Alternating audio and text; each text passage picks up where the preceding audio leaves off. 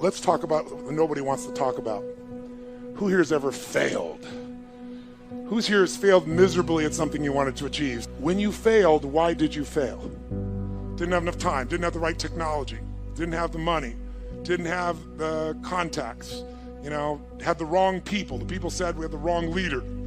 Everything you people have told me, I didn't have the technology, I didn't have the right contacts, I didn't have the time, I didn't have money. Everything you've told me, I didn't have enough Supreme Court justices, those are resources. And so you're telling me I failed because I didn't have the resources. And I'm here to tell you what you already know. Resources are never the problem. It's a lack of resourcefulness is why you failed. Because the ultimate resources are emotional states. If you're creative enough, can you find the answer? Yes or no?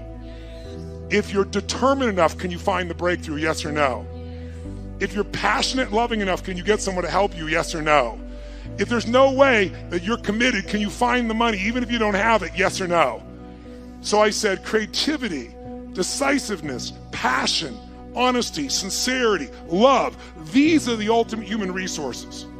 And when you engage these resources, you can get any other resource on earth. And I said, so you told me all the resources you're missing and you hypnotize yourself into believing that you don't have what you want because you don't have the resources, when the most successful people in history had no resources, but they were incredibly resourceful, so they got the resources. Resourcefulness is the ultimate resource.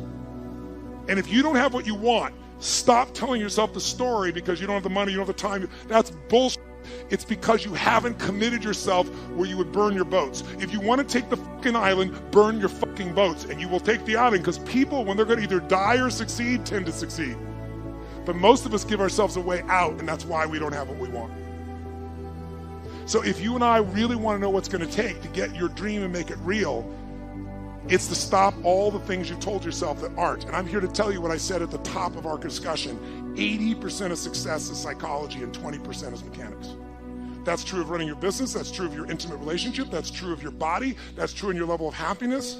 So you got to know the 20% because that gives you the edge, right? Those strategies, but you got to know the psychology.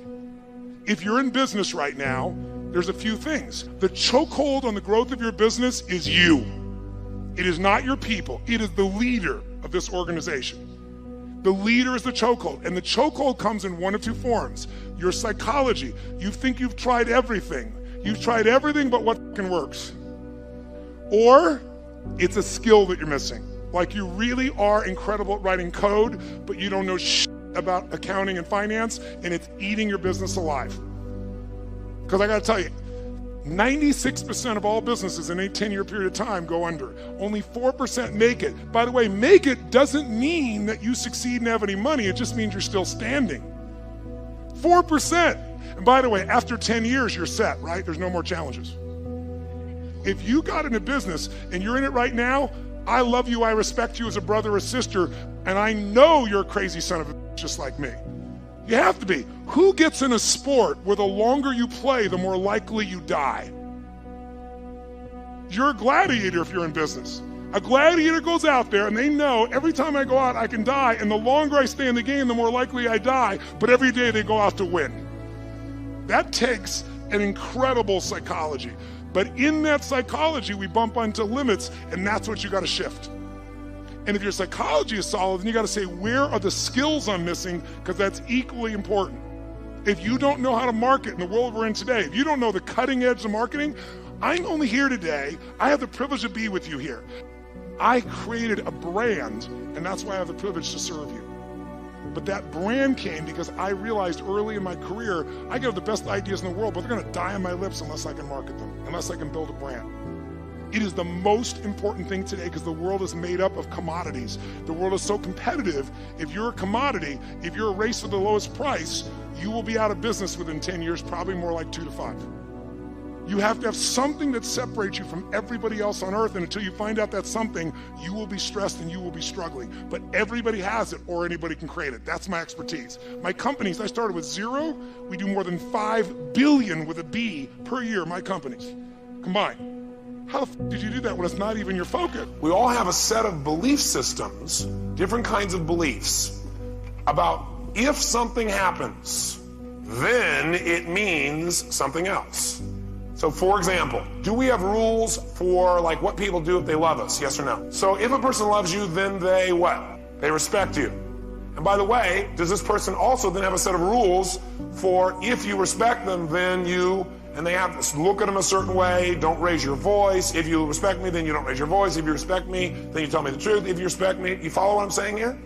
And you know the problem is all these rules are unconscious. What else? If a person loves you, they what? Trust you.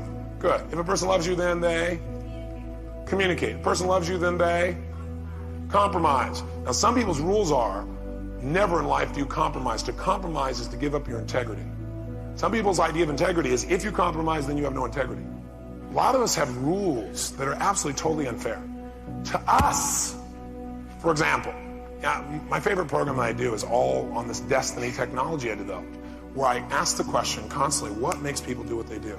And I started asking that question more intensely after a guy embezzled $250,000 from me and had me $758,000 in debt. So I came up with all these incredible distinctions, and I refined them in the last 3 or 4 years by doing a research project. My research project is called Date with Destiny. What it is the most powerful program I do. I take only 100 people at a time. I've been doing this now for about 2.5 years. And before they even get there, I get about 18 pages from them on every emotion they ever feel, what triggers it for them, what they believe is most important in life, what they think their experiences of life were, and I analyze every single thing about this person I can. And we bring them in here and we find out what their core beliefs and values and rules are. Because that determines how you interpret your whole life, how you feel and what you do. And we change that and change their whole life. So for example, if your highest value in life was security, you're going to make decisions differently than if your number one value is adventure, right? Well, if you had somebody whose highest value is security, the last one was adventure, one day you swap them. You think it might change their personality a little bit? Changes everything. Everything. And we don't do it haphazardly. We find out what they want in their life, and then we make sure their values are consistent with what they want. Because most people are being pulled in 2 different directions, right? They want to like be successful, and they don't want to ever be rejected.